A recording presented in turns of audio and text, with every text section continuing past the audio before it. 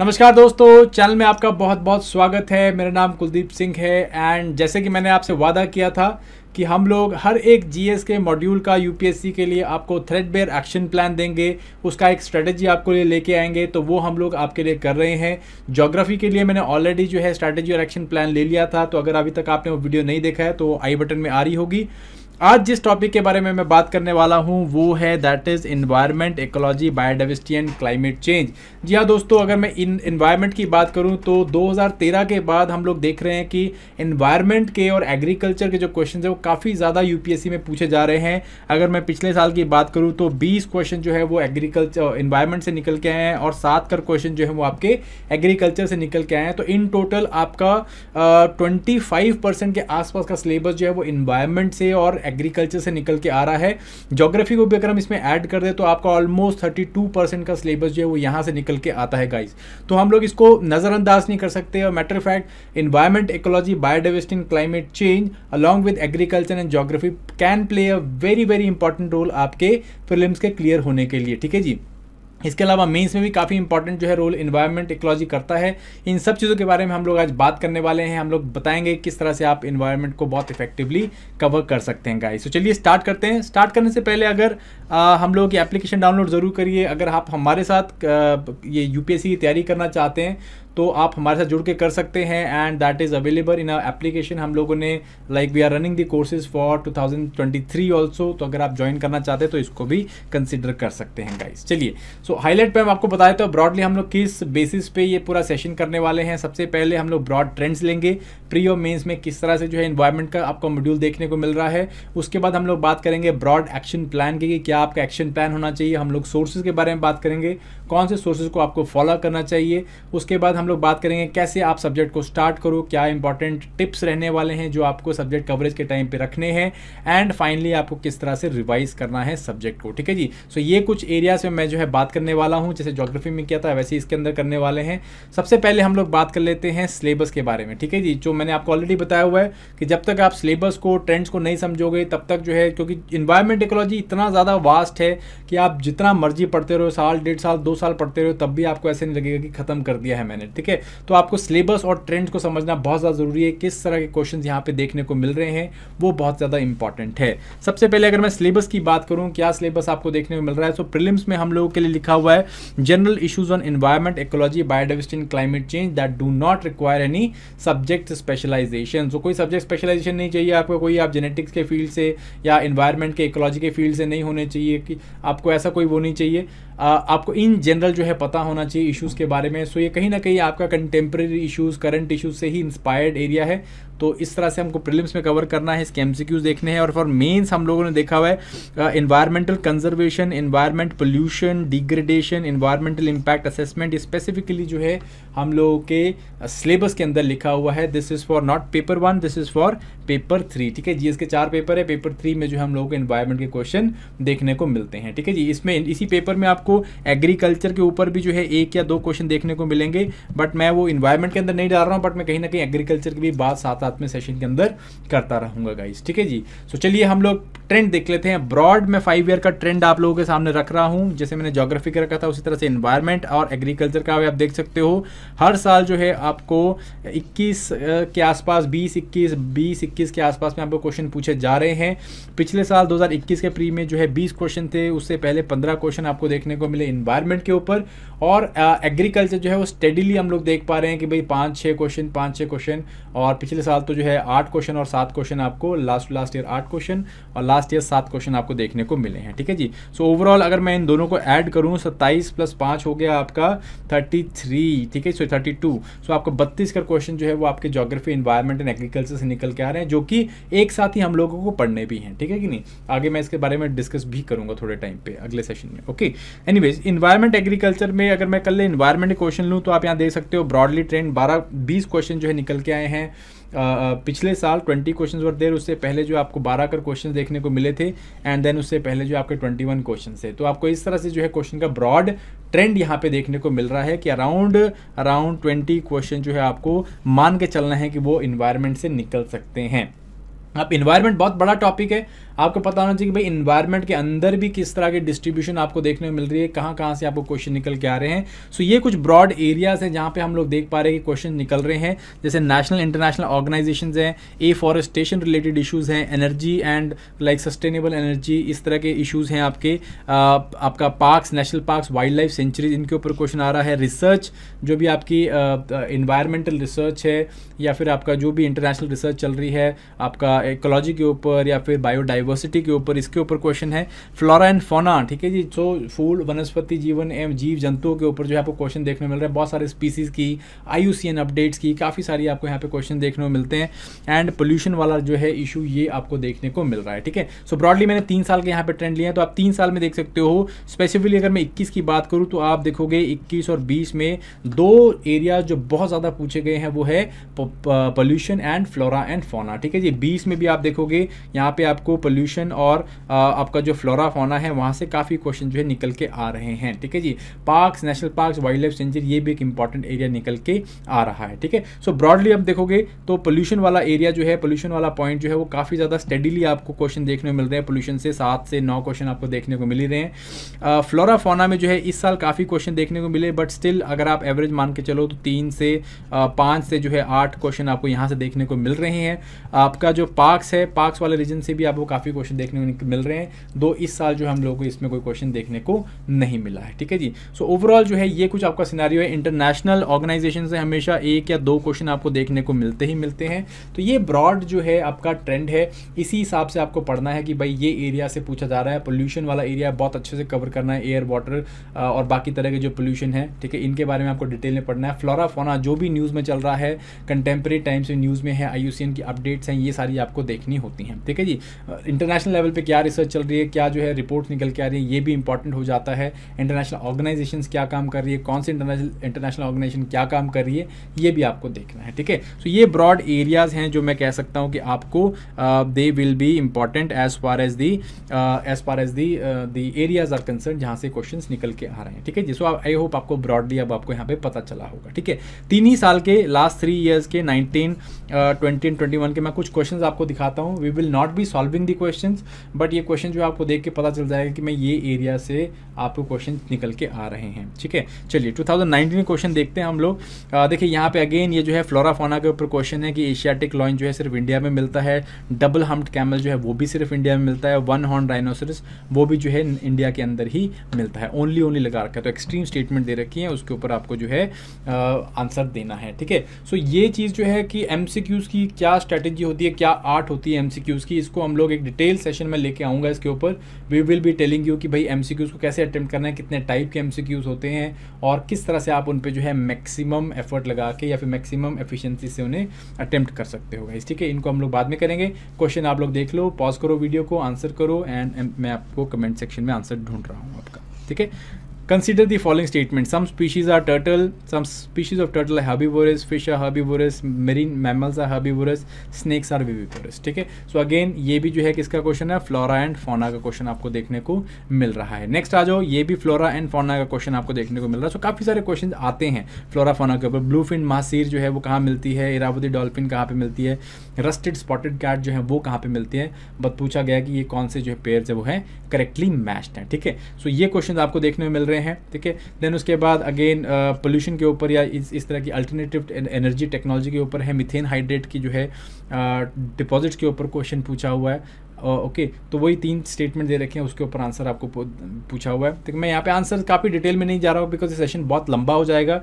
मेरा main intent ये है कि आप लोगों को बता सकूँ कि भाई क्वेश्चन कहाँ से निकल के आ रहे हैं, कैसे निकल के आ रहे हैं। जब हम लोग इस टॉपिक को ढंग से प्रिपेयर कर रहे होंगे, पढ़ रहे होंगे, तब हम लोग ये MCQ सारे जो हैं साथ साथ में करेंगे, ठीक है। ये मेरी प्रो टिप रहती है।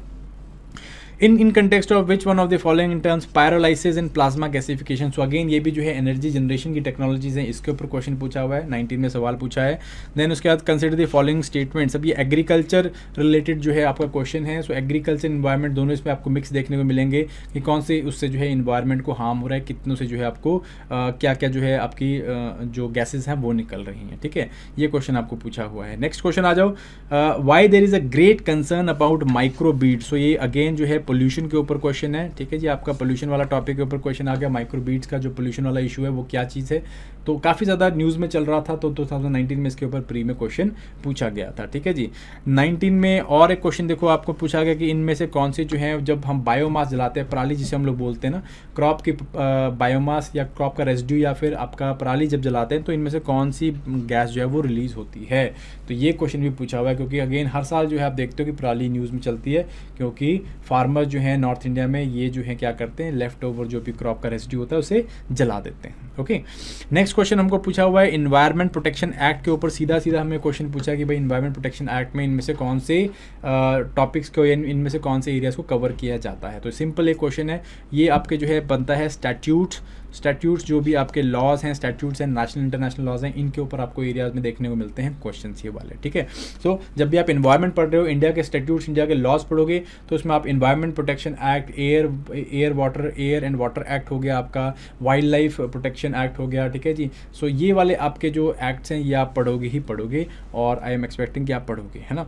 देन उसके बाद एक्सटेंडेड प्रोड्यूसर वारंटी वाला एक्ट है, ये भी आपको कहाँ पे देखने को मिले। सो ये रूल्स हमने बनाए हुए हैं अलग अलग, plastic waste management handling rules हैं, e waste management handling rules हैं, बड़े सारे हमने इस तरह के रूल्स बनाए हैं under environment protection act of 1986। तो यही क्वेश्चन जो है आपको यहाँ पे पूछा गया है, ठीक है जी। उस टाइम पे जो ई वेस्ट मैनेजमेंट के ऊपर जो हमने नए रूल्स लेके आए थे, जिसमें एक्सटेंडेड प्रोड्यूसर वारंटी के बारे में हमने बात करी थी। Okay, anyways we consider the following statement. तो यहाँ पे हम लोग क्या है, वेटलैंड्स के ऊपर क्वेश्चन पूछा है, तो अगेन एक बहुत इंपॉर्टेंट एरिया बन जाता है आपका वेटलैंड्स। काफ़ी ज़्यादा क्वेश्चन यहाँ से पूछे जाते हैं और हर साल न्यूज़ में रहता है, क्योंकि हर साल कोई ना कोई वेटलैंड जो है हम लोगों का, वो रामसेर इंटरनेशनल साइट में हम लोग जो है क्या करते हैं, उसको जो है नॉमिनेट करते हैं और वो कहीं ना कहीं सिलेक्ट हो भी जाता है, ठीक है जी। सो कमेंट्स करके आप बताओगे मुझे कि भाई करंटली प्रेजेंटली कितनी रामसेर साइट जो है वो इंडिया में डेजिग्नेट हम लोगों ने कर रखी हैं। ओके, एनीवेज आगे चलते हैं। 2020 के प्रीलिम्स के बारे में सारे क्वेश्चन नहीं दिया है मैंने आपको, 2020 के प्रीलिम्स के बारे में कुछ क्वेश्चन दिखाता हूँ कहाँ से आए हैं। सो नेशनल पार्क के ऊपर एक क्वेश्चन आया है, तो national park, wild life sanctuaries, ये वाला एरिया जो है इंपॉर्टेंट हो जाता है। ध्यान से जब भी आप करंट अफेयर्स पढ़ रहे हो तो आपको देखना है कि भाई कौन से national park, wild life sanctuaries या इस तरह के बर्ड एरियाज़ हैं, ठीक है, इंपॉर्टेंट बर्ड एरियाज़ हैं या वेटलैंड्स, वो कौन से न्यूज़ में चल रहे हैं और किस तरह से उनको इसको कवर करना है, ठीक है। So Indian Desert National Park है, सो इस टाइम पे ग्रेट इंडियन बस्टर्ड जो है वो न्यूज़ में चल रही थी, तो उसके ऊपर जो है नेशनल पार्क के ऊपर पूछ लिया, बिकॉज यहाँ पे काफ़ी ज़्यादा मिलती हैं आपको ग्रेट इंडियन बस्टर्ड, तो उसके ऊपर जो है हमें क्वेश्चन पूछा हुआ है, ठीक है जी। तो इससे आपको पता चलता है कि भाई इसकी ज्योग्राफी, इसके अंदर क्या जो है आपको वेजिटेशन देखने को मिल रही है, क्या जो है यहाँ पे लॉज हैं, किस तरह के जो है जानवर देखने को मिलते हैं, सारी चीज़ें जो है हो जाती हैं इम्पॉर्टेंट। ओके, नेक्स्ट क्वेश्चन देखो, हम लोग की एक रिपोर्ट आई थी कि इंडिया जो है सबसे वर्ल्ड में सबसे ज़्यादा ग्राउंड वाटर जो है वो एक्सप्लॉइट कर रहा है। उस रिपोर्ट के ऊपर सीधा सीधा क्वेश्चन पूछ लिया गया है, ठीक है कि नहीं। सो ये भी हम लोगों को क्वेश्चन पूछा था। अमंग टाइगर रिजर्व्स, इनमें से कौन से जो है सबसे क्रिटिकल लार्जेस्ट एरिया कौन सा है क्रिटिकल टाइगर रिजर्व का, तो अगेन यहाँ पे आपको national park wild life sanctuary के ऊपर एक क्वेश्चन देखने को मिला है, ठीक है जी। अगेन देखो यहाँ पे फ्लोरा फौना क्वेश्चन है कि शेड्यूल 6 में जो है ये wild life protection act, act के ऊपर क्वेश्चन है कि एक्ट के ऊपर जो है शेड्यूल 6 में जो भी प्लांट स्पीशीज आती है उनकी क्या इंप्लीकेशन है, तो ये जो है चीज़ हमको पूछी हुई है, ठीक है कि नहीं। देन देखो ये आ गया आपका इंडियन जो नेशनल पॉलिसी ऑफ बायोफ्यूल्स है 2018 में आई थी, तो उसके बाद जो है क्या हुआ, इसको 2020 प्री में पूछा गया था, तो काफ़ी ज़्यादा ये न्यूज़ में चल रही थी, क्योंकि बहुत सारे हम लोग इसमें एक्सपेरिमेंटेशंस कर रहे हैं, ठीक है कि नहीं। तो इसमें ये पूछ लिया कि कौन कौन से जो आपके रॉ मटेरियल्स हैं हम लोग बायोफ्यूल्स के लिए इस्तेमाल कर सकते हैं, ठीक है। Next is social cost of carbon क्या होती है, तो काफ़ी इंपॉर्टेंट, काफ़ी जो है आप कह सकते हो कि टर्म है जो बहुत ज़्यादा यूज़ की जाती है, बहुत लोकल पार्लेंस में चलती है, तो इसके ऊपर जो पूछा है कि भाई ये क्या चीज़ होती है, ठीक है कि नहीं। तो जब आप इंटरनेशनल लेवल पे पढ़ते हो, इंटरनेशनल लेवल पे बायोडाइवर्सिटी या फिर क्लाइमेट चेंज के ऊपर क्या हम लोग कर रहे हैं, तो उसमें हम लोग ये बात करते हैं सोशल कॉस्ट ऑफ कार्बन के बारे में, ठीक है जी। एलिफेंट्स के ऊपर जो है क्वेश्चन पूछा है, क्योंकि एलिफेंट जो है उस टाइम पे न्यूज़ में चल रहे थे, एलिफेंट कॉरिडोर्स के ऊपर कुछ प्रॉब्लम थी, और केरला में जो है एक फीमेल एलिफेंट को जो है पटाखे देके मार भी दिया था, तो वो उस करके जो है एलिफेंट के ऊपर यहाँ पे क्वेश्चन आपको देखने को मिला भी है, ठीक है कि नहीं। देन इस कौन से जो अगेन देखो वाइल्ड लाइफ सेंचुरी इस नेशनल पार्क के ऊपर फिर से क्वेश्चन आ गया, कावेरी बेसिन में से कौन से नेशनल पार्क से प्रोटेक्टेड एरियाज पड़ते हैं, ठीक है, ये क्वेश्चन आपको पूछा हुआ है।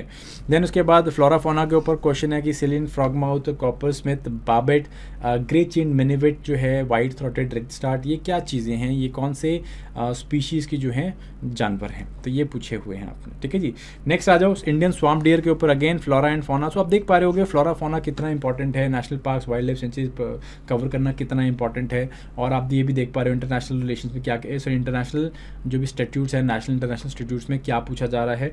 ये सारी चीज़ें हम लोग जो पोल्यूशन के ऊपर आप क्वेश्चन देख रहे हो, तो ये सारी चीज़ें हम लोग नोट करते हैं, तभी मैंने आपको पहले चार्ट दिखाया था कि ये एरिया से क्वेश्चन आ रहे हैं, हम लोग अपनी तैयारी भी इसी तरह से करने वाले हैं, ठीक है कि नहीं। सो ये क्वेश्चन हमें पूछा कि इंडियन स्वाम्प डियर जो है, जो हार्ड ग्राउंड स्वाम्प डियर है, वो कहाँ पे मिलता है देखने के लिए, ठीक है। 2 स्पीशीज़ होती हैं, सब स्पीशीज़ होती हैं, एक स्वाम्प डियर होता है, एक वेट एरिया स्वाम्प डियर होता है, एक हार्ड ग्राउंड स्वाम्प डियर होता है, ठीक है।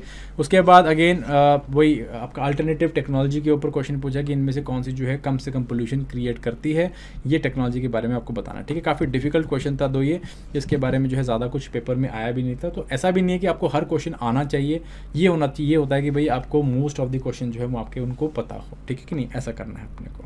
Then consider the following statements, again देखो वो ये है कि कोल से जो है क्या क्या प्रॉब्लम्स निकल के आती हैं, इस चीज़ के बारे में आपको क्वेश्चन पूछा हुआ है। तो काफ़ी ज़्यादा जब हम कोल पढ़ते हैं, कौन कितना पोल्यूशन करता है, एयर पोल्यूशन में कोल इंपॉर्टेंट रोल प्ले करता है, और इसके अलावा जो है और भी जो कंटेमिनेंट्स होते हैं जो कोल से निकलते हैं, उनके बारे में हम काफ़ी डिटेल में पढ़ते हैं इन्वायरमेंट में। सो उसी के ऊपर ये क्वेश्चन जो है निकल के आया हुआ है काफ़ी ईजिली, जो है अगर आपने ढंग से कोई भी सोर्स पढ़ा हुआ है तो ये क्वेश्चन को आप ईजिली कन्वर्ट कर सकते हो, ठीक है जी। विच ऑफ द फॉलोइंग जो है benzene pollution, benzene is one of the important components of air pollution.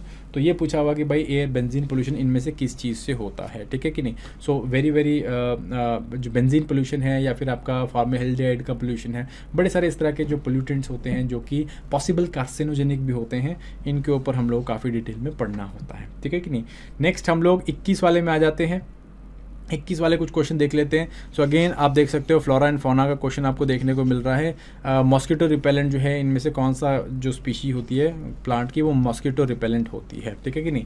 सो अगर आपको पता है तो कमेंट बॉक्स में ज़रूर बताओ, ठीक है। नेक्स्ट अगेन ऑर्गेनिज्म के ऊपर ही है कि कॉपेपॉड्स हो गया, साइनोबैक्टीरिया, डायटम्स, फोरामिनिफेरा, ये जो है इनमें से प्राइमरी प्रोड्यूसर्स कौन से होते हैं, जो कि ओशियंस में प्राइमरी प्रोड्यूसर काम कौन करते हैं, ठीक है। ये क्वेश्चन पूछा हुआ है। देन इनमें से अगेन सारा देखो तीनों क्वेश्चन फ्लोरा फौना के ऊपर ही हैं, तो काफ़ी फ्लोरा फौना के क्वेश्चन आए हैं इसके ऊपर कि इनमें से कौन से जो हैं विदाउट सॉइल जो है इजीली सर्वाइव कर सकते हैं, कौन से ऐसे जानवर यहाँ पे देखने को मिल रहा है, जानवर या वनस्पति जीवन, या फिर आपको कौन से हैं ये वाले, ठीक है जी। इनमें से कौन से डेट्रीवोरस हैं, तो ये भी क्या है आपका, ये भी फ्लोरा फौना के ऊपर क्वेश्चन। तो आप देखो लगातार फ्लोरा फौना के ऊपर काफ़ी ज़्यादा क्वेश्चन पूछे जाते हैं, और इनको जो है आपको थोड़ा सा डिटेल में पढ़ के जाना है, स्पेशली वो जो कि न्यूज़ में कहीं ना कहीं चल रहे हों गाइस, ठीक है जी। सो नेक्स्ट हम लोग चलते हैं आगे, नेक्स्ट क्वेश्चन देख लेते हैं। Which of the following species have established symbiotic relation with other relations other organism. तो हम लोग यहाँ पे जब बायोटिक इंटरेक्शंस पढ़ते हैं, तो वहाँ पे हम लोग पढ़ते हैं अलग अलग तरह की इंटरेक्शन, जैसे कि म्यूचुअलिज्म हो गया, पैरासिटिज्म हो गया, सिम्बलिज्म हो गया, है ना, ये सारी सिम्बियोसिस हो गया, ये सारी चीज़ें हम लोग पढ़ते हैं। तो उसी का एक क्वेश्चन पूछा हुआ कि इनमें से कौन सी स्पीशी जो है वो सिम्बियोटिक रिलेशनशिप्स बनाती है, ठीक है, ईजी क्वेश्चन था।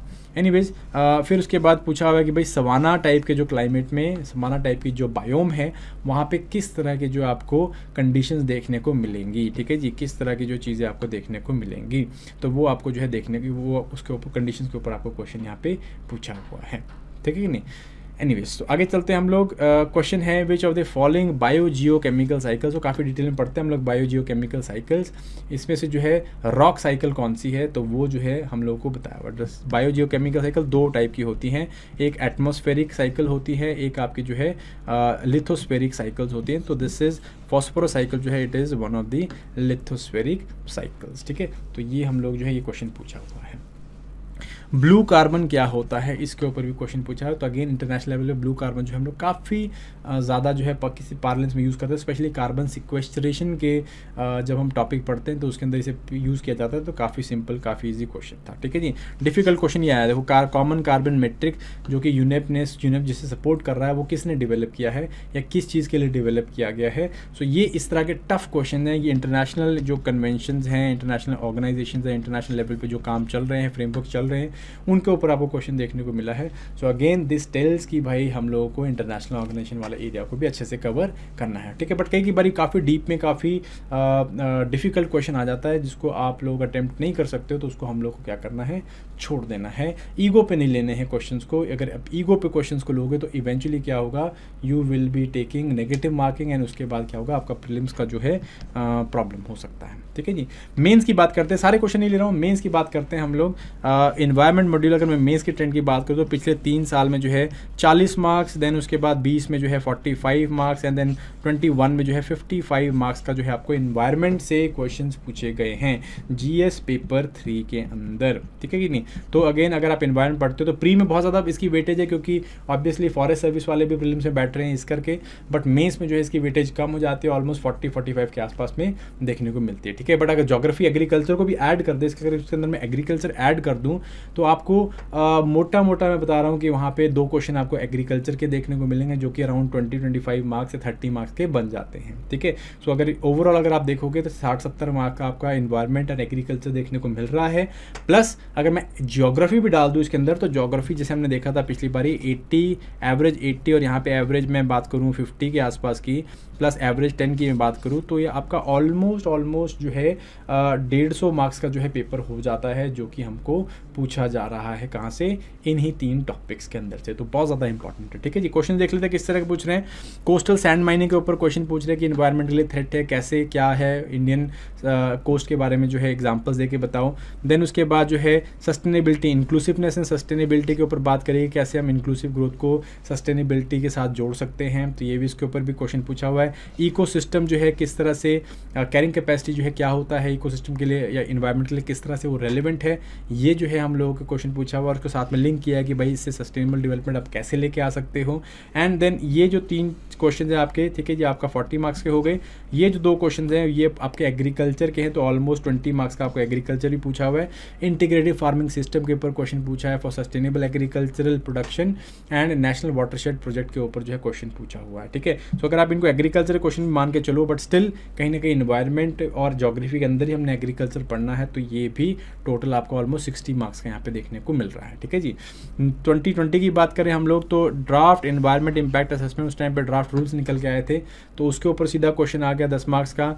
Inter generation and intra generation issues, ठीक है, based on inclusive growth and sustainable development. So ये टॉपिक हमें बहुत अच्छे से पढ़ के जाना है, inclusive growth and sustainable development environmental aspect से पढ़ के जाना है, तो वो हम लोग यहाँ पे उसके ऊपर, क्योंकि दोनों साल क्वेश्चन हमें देखने को मिले हैं। नेशनल क्लीन एयर प्रोग्राम के ऊपर क्वेश्चन पूछा है, जल शक्ति अभियान के ऊपर क्वेश्चन पूछा हुआ है हम लोगों को, ठीक है जी। देन उसके बाद एग्रीकल्चर के क्वेश्चन है, एक राइस वीट सिस्टम है, ठीक है, और किस तरह से वो प्रॉब्लमेटिक है इंडिया के लिए, ये क्वेश्चन पूछा हुआ है। तो ये काइंड ऑफ एग्रीकल्चर और इन्वायरमेंट का इकट्ठा क्वेश्चन है। Improve water storage and irrigation, इसके ऊपर क्वेश्चन पूछा हुआ है। एग्रीकल्चर प्रोड्यूस के ऊपर जो है क्या इश्यूज हैं उसके ऊपर क्वेश्चन है आपका। देन फूड प्रोसेसिंग में क्या इश्यूज है उसके ऊपर क्वेश्चन। तो टोटल जो है 4 क्वेश्चन आपके मोर सो एग्रीकल्चर से हैं, देन अगेन 3-4 क्वेश्चन आपके जो है इन्वायरमेंट से हैं। इन टोटल अगर मैं बात करूँ यहाँ पे तो 45 मार्क्स की आपको यहाँ पे एग्रीकल्चर ज्योग्राफी दिख रही है, सॉरी आपका इन्वायरमेंट दिख रहा है, एंड देन अराउंड 45 मार्क्स का ही आपको एग्रीकल्चर भी देखने को मिल रहा है, ठीक है जी। 2021 की मैं बात करूँ तो ग्रीन ग्रिड इनिशिएटिव, ये जो है इसके ऊपर क्वेश्चन पूछा हुआ है हम लोगों को। देन उसके बाद ग्लोबल एयर क्वालिटी गाइडलाइंस जो है इसके ऊपर क्वेश्चन हमें पूछा हुआ है। कॉप की जो 26 सेशन है उसके अंदर जो है क्या काम हुआ, क्या इंपॉर्टेंट आउटकम्स थे, उसके ऊपर क्वेश्चन पूछा हुआ है। तो ये जो है आपके इंपॉर्टेंट 3 क्वेश्चन निकल के आते हैं। 15 तीनों क्वेश्चन जो है 15 एंड देन उसके आती है अगेन 45 मार्क्स का आपका ये क्वेश्चन हो गया। देन उसके बाद जो है आपको land reforms and micro irrigation के ऊपर क्वेश्चन है which again forms the 20 marks out of it, ठीक है। तो अराउंड टोटल जो है 60-65 मार्क्स के आसपास का देखने को मिल रहा है आपको। तो ओवरऑल अगर मैं बात करूं आपको तो 40-45 मार्क्स 50 मार्क्स का आपको एनवायरनमेंट के क्वेश्चन देखने को मिलेंगे, और एग्रीकल्चर में भी जो है आपको अराउंड 2 से 3 क्वेश्चन देखने को मिलेंगे। तो ये आपको काफ़ी अच्छे से कवर करने हैं, ठीक है जी। सो अब हमें पता चल गया ब्रॉड ट्रेंड्स क्या हैं, हम लोगों को पता चल गया किस तरह के क्वेश्चन निकल के आ रहे हैं, आपको आइडिया भी होगा क्या चीज़ पढ़नी है। जैसे मैं बताऊं पोल्यूशन वाला एरिया हमें बहुत अच्छे से पढ़ना है, फ्लोरा फौना में काफ़ी अच्छे से पढ़ना है, national parks wildlife century जो भी न्यूज़ में वो अच्छे से पढ़नी है हम लोगों को जो भी इंटरनेशनल लेवल में ऑर्गेनाइजेशंस में जो भी मीट सबमिट्स होती हैं वो पढ़नी है, नेशनल लेवल में इंस्टीट्यूट्स कोई न्यूज़ में चल रहा है स्पेशली तो वो हमें पढ़ना है। ये एरियाज हमें बहुत अच्छे से कवर करने हैं। कहाँ से पढ़ें, ठीक है, what should be the source आपके लिए, तो वो सोर्स मैं आपको बताने लगा हूँ। पहला सोर्स जो सबसे इंपॉर्टेंट जो स्पेशली आपका कंसेप्चुअल क्लैरिटी लेके आएगा वो है आपकी बायोलॉजी की जो किताब है, 13 से 16 चैप्टर जो है आपका, उसमें इकोलॉजी के लिए स्पेशली हमने बेस सारा टॉपिक इन्होंने कवर कर रखे हैं। जो आप देख रहे हो ना पीछे कैरिंग कैपेसिटी के ऊपर था, वो सारा क्वेश्चन आप यहाँ से सॉल्व कर सकते थे। सो 13 to 16 चैप्टर बायोलॉजी के 12th क्लास की बायोलॉजी, उसके लास्ट के जब 4-5 chapter that is dedicated to ecology, ये आपको पढ़ने हैं, ठीक है जी। नेशनल ओपन स्कूल के इन्वायरमेंट के के नोट्स हैं तो ये भी काफ़ी अच्छे बनाए हुए हैं, आप इनको भी कवर कर सकते हो कॉन्सेप्चुअल अंडरस्टैंडिंग के लिए, ठीक है जी। बट मैं कहूँगा कि आप जो है एनसीईआरटीज़ पढ़ लो, मोर देन सफिशिएंट है कंसेप्चुअल अंडरस्टैंडिंग के लिए। उसके बाद एक स्टैंडर्ड बुक आपको लेनी पड़ेगी इसमें, आज इधर आप शंकर की IAS की इन्वायरमेंट की बुक ले सकते हो या फिर रवि P अग्निहोत्री की इन्वायरमेंटल स्टडीज़ की किताब ले सकते हो, ठीक है जी। मैं ये दोनों ही बुक किताबें जो है मोस्टली काफ़ी ज़्यादा जो है एरिक बरूचा एक किताब आती है जो हम लोगों को आपको ये जो है ग्रेजुएशन के टाइम पे जो है इन्वायरमेंटल साइंस की किताब लगती है, तो इससे उठाई हुई है। बट काफ़ी ज़्यादा जो है करंट अफेयर्स अपडेट करके देते हैं ये लोग, और तो इस करके जो है आप इन दोनों किताबों में से किसी को प्रेफर कर सकते हो। पर्सनली रवि P अग्रहरि थोड़ा ज़्यादा अच्छे से ऑर्गेनाइज़ की हुई है, तो मैं जो है उसके ऊपर ज़्यादा फोकस करूँगा। शंकर अगर आप चाहते हो तो शंकर भी आप पढ़ सकते हो, तो दोनों ही जो है किताबें अच्छी हैं। एक किताब आपको ये लेके रखनी है और ये किताब जो है आपको बेसिक जो है वो पढ़नी है, ठीक है। यहाँ से भी हर चीज़ नहीं पढ़नी है आपको, you do not have to read everything. ये रेफरेंस किताब है, जो भी एरियाज़ न्यूज़ में चल रहे होते हैं आप उनको जो है यहाँ से देखो क्या एरियाज़ न्यूज़ में चल रहे हैं और इन्हें कैसे पढ़ना है, ठीक है जी। यहाँ से सिर्फ वो कवरेज करनी है जो आपको इंटरनेशनल या फिर नेशनल लेवल पे करंट अफेयर्स में चल रहा होगा, ठीक है जी। सो आई होप ये आपके लिए you have understood this, okay. Next is, क्या हम लोगों के पास एक्शन प्लान रहेगा? What should be broadly your action plan? तो सबसे पहले हम लोग क्या करेंगे, किसी भी एरिया में हम लोग सबसे पहले क्या करते हैं, कंसेप्ट पढ़ने की कोशिश करते हैं। सबसे पहले आप कंसेप्ट कवर करोगे। कंसेप्ट सबसे पहले इकोलॉजी और इकोसिस्टम में कंसेप्ट करोगे तो आप एनसीईआरटी से यहाँ पे पढ़ो। ये जो है 13 से जो 16 चैप्टर मैंने आपको बताया, तो उसमें इकोलॉजी और इकोसिस्टम के कंसेप्ट आपको सारे मिल जाएंगे। Food chain, food web, trophic chain levels क्या होते हैं, बायोटिक कम्युनिटी, बायोम्स, इकोसिस्टम, ये सारा कुछ आपको यहाँ पे पता चल जाएगा काफ़ी अच्छे से, ठीक है जी। Then is biodiversity related concept है, ये भी आपको एनसीईआरटी की किताब से मिल जाएंगे 13 to 16 चैप्टर्स के अंदर, तो ये आपको पढ़ने हैं। बायोडाइवर्सिटी के कंसेप्ट मिल जाएंगे, प्लस यहाँ पे आप जो भी आपकी स्टैंडर्ड बुक है उसको आप कवर करोगे यहाँ पे, उसमें भी बायोडाइवर्सिटी काफ़ी एरियाज जो है कवर किए होंगे, ठीक है जी। पोल्यूशन रिलेटेड जो आपको कंसेप्ट यूज़ करना है कि भाई एयर पोल्यूशन, वाटर पोल्यूशन और बहुत अलग अलग तरह के पोल्यूशन क्या होते हैं, कौन से पोल्यूटेंट्स होते हैं, कौन से point source, non point source pollution कौन से होते हैं, बड़े सारे अलग अलग तरह के जो टर्म्स हैं वो आपके यहाँ पे कवर होंगी। क्लाइमेट एंड क्लाइमेट चेंज के रिगार्डिंग जो भी कंसेप्ट हैं आपके वो आपको पता होने चाहिए, तो ये भी आपको पढ़ने हैं। ये आपको कहाँ से मिलेंगे, अपनी स्टैंडर्ड बुक्स से जो है वहाँ पे आपको मिलेंगे। दोनों जगह स्टैंडर्ड बुक्स आपको पढ़नी है, ठीक है जी। फिर होते हैं कुछ मिसलिनियस कंसेप्ट, जैसे कि वेटलैंड का कंसेप्ट क्या होता है ये आपको पढ़ना है। तो इस तरह के मिसलिनियस कंसेप्ट होते हैं, ये आपको जो है कुछ पढ़ने हैं, ठीक है। वो आपको आपकी जो भी रवि P अग्रहरि की बुक होगी या किसी भी कोई शंकर वाली बुक है उसके अंदर आपको ये दिए होंगे ही होंगे गाइस, ठीक है जी। तो आपको पहले क्या करना है, कंसेप्चुअल पोर्शन अच्छे से पढ़ लेना है, अच्छे से ढंग से आपको जो बेस सारा पता होना चाहिए आपको। उसके बाद हम लोग क्या करेंगे, हम लोग जाएंगे करंट एस्पेक्ट्स की तरफ, ठीक है जी। करंट एस्पेक्ट की तरफ हम लोग क्या करेंगे, हम लोग पढ़ेंगे सबसे पहले बायोडाइवर्सिटी के लिए IUCN, international union for conservation of nature, इनकी अपडेट्स। ये हर साल, हर 2 साल के बाद जो है इन जानवर अपडेट करते हैं। आपको देखना है कि भारत में किस तरह के जानवर जो हैं वो आपका क्रिटिकली एंडेंजर्ड कैटेगरी में आते हैं, एंडेंजर्ड कैटेगरी में आते हैं। स्पेशली वो जानवर जरूर देखने हैं जो न्यूज़ में चल रहे हो, किसी ना किसी तरह कोई कन्वेंशन हुई है, जैसे रैप्टर कन्वेंशन है, या बर्ड्स के ऊपर इंटरनेशनल या इंपॉर्टेंट बर्ड एरियाज़ के ऊपर कुछ एरिया आया है। अभी हमने पीछे बर्ड्स के ऊपर एक बेसिकली स्टेटस रिपोर्ट भी लेके आए थे। तो इस तरह की चीज़ें हमें देखनी है और वहाँ से हमें क्या करना है, IUCN की अपडेट्स को कवर अप करना है, ठीक है जी। फ्लोरा एंड फौना, जो भी जो है फूल वनस्पति जीवन न्यूज़ में है वो आपको यहाँ पे साथ साथ में कवर करने हैं, ठीक है जी। स्टैट्यूट्स आपको जो है इंडिया के तो सारे ही स्टैट्यूट्स पढ़ने हैं, ठीक है जी। ये जरूर करना है आपको, इंडिया के सारे स्टैट्यूट्स पढ़ने हैं। स्पेशली एनवायरमेंट प्रोटेक्शन एक्ट हो गया आपका, air and water pollution act हो गए आपके, देन वाइल्ड लाइफ आपका जो प्रोटेक्शन एक्ट है 1972 का एंड फर्दर अमेंडमेंट्स, ये आपको पढ़ना है सारा। तो ये इंपॉर्टेंट एक्ट्स तो आपको पढ़ने ही है। बायोडाइवर्सिटी प्रोटेक्शन एक्ट है आपका 2002 का, तो ये आपको जो है पढ़ने हैं।